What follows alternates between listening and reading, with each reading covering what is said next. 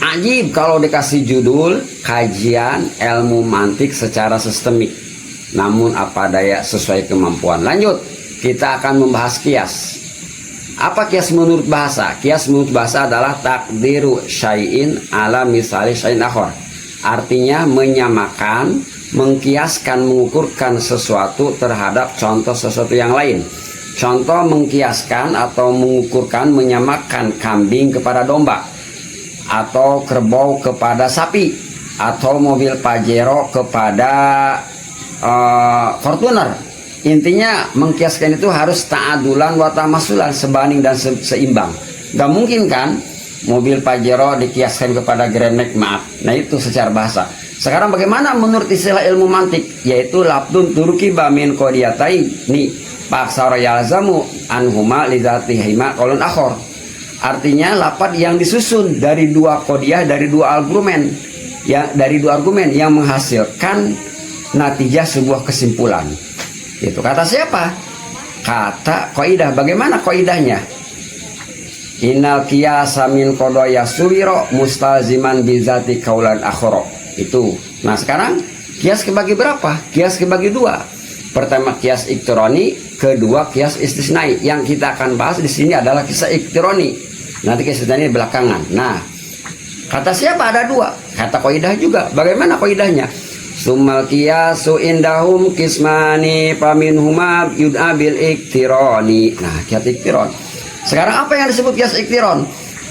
Wahwaladzi dala alan natijati bikuwatin waktu sobil hamliati. Kias iktiron adalah kias yang wahwaladzi dala, kias yang menunjukkan kepada natijah bikuwah, dengan sejatinya makna dan ditentukan dalam qadiyah hamliyah.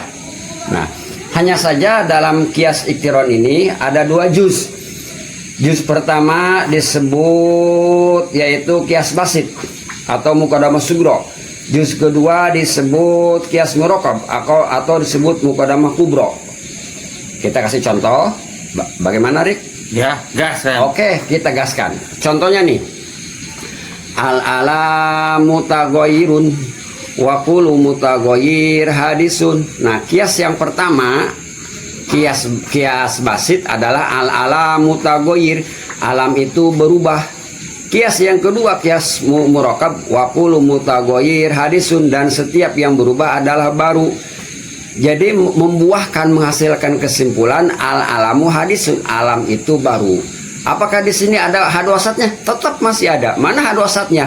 Lafaz mutagoyir. Di dalam kias pertama itu kedudukannya menjadi mahmul.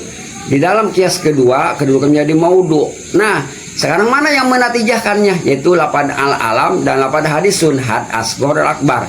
Bagaimana natijahnya? Dibuang. Kemana dibuangnya? Ke rorong kerang. Kata siapa? Kata kaidah. Bagaimana kaidahnya?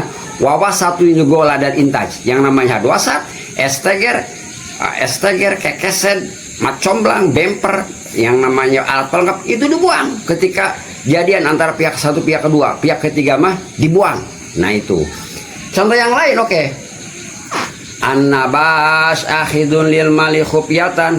Nah ini kias yang pertama. Yang disebut an-nabas adalah orang yang mengambil harta secara sembunyi-sembunyi. Wa kullu akhidin lil mali khufyatan sarikun, dan setiap orang yang mengambil harta secara sembunyi-sembunyi namanya nyolong, maling. Tuh, itu kias kedua. Sekarang paksaro, kias ketiganya, wa kullu sarik tuqta'u yaduhu, dan setiap yang nyuri sesuai hukum nisabnya seperempat miskol, tuqta'u yaduhu, dipotong tangannya, dieksekusi, maka menghasilkan natijah an-nabas tuqta'u yaduhu, an-nabas harus dieksekusi tangannya.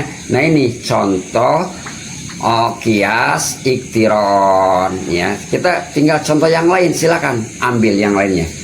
Belajar ilmu mantik itu untuk mengasah kemampuan daya pikir kita. Demikian, semoga bermanfaat.